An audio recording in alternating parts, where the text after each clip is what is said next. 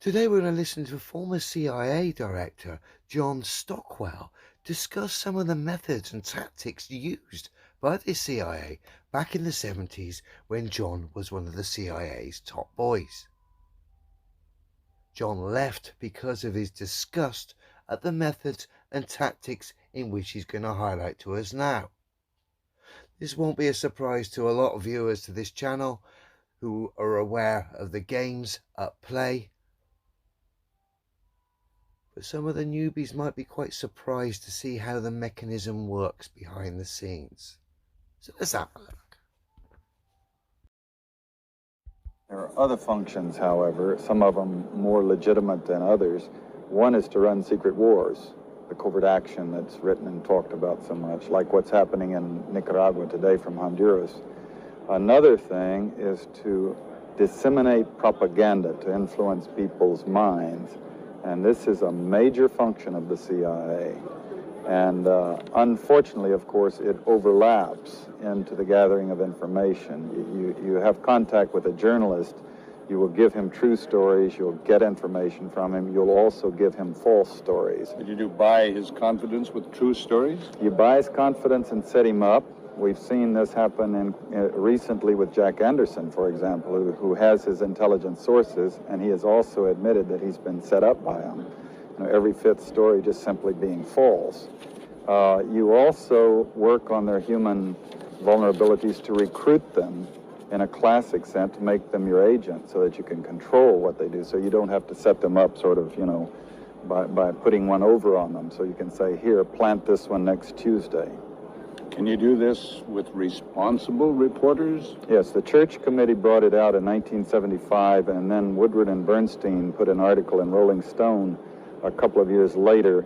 400 journalists cooperating with the CIA, including some of the biggest names in the business, to consciously introduce the stories into the press. Well, give me a concrete example of how you use the press this way, how a false story is planted and how you got it published.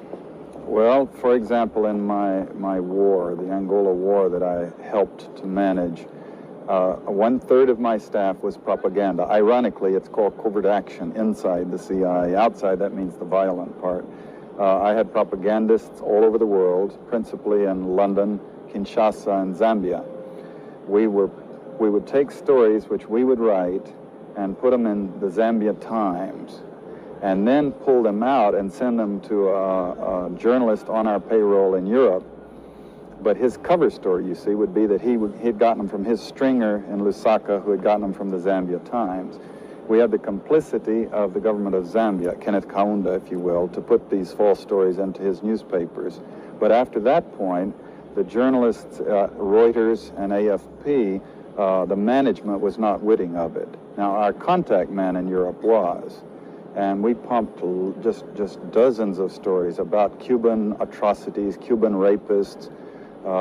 In one case, we had the Cuban rapists caught and tried by the Ovimbundu maidens who had been their victims, and then we ran photographs that made almost every newspaper in the country of the Cubans being executed by the Ovimbundu women who supposedly had been their victims. These were fake photos? Oh, absolutely. We didn't know of one single atrocity committed by the Cubans. It was pure, raw, false propaganda to create an illusion of communists, you know, eating babies for breakfast and that sort of totally false propaganda.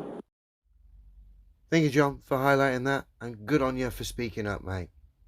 Now, bearing in mind, that was back in the 70s.